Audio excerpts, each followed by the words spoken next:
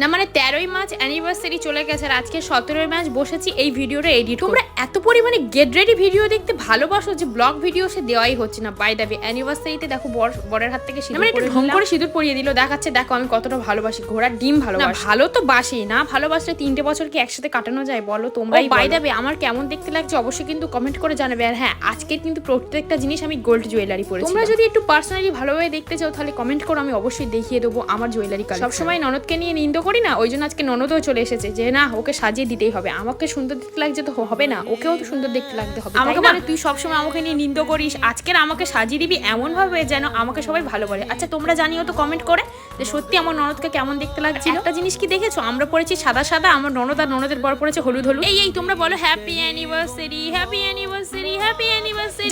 আমি একটু মজা করছিলাম তোমাদের সাথে। বিশ্বাস করো আমাদের থেকে আমার মেয়ে প্রচন্ড এক্সাইটেড ছিল, আর মাকে নেবো না এটা কোনোদিন হতে পারে না। তারপর সবাইকে কেক দিয়ে দিচ্ছি।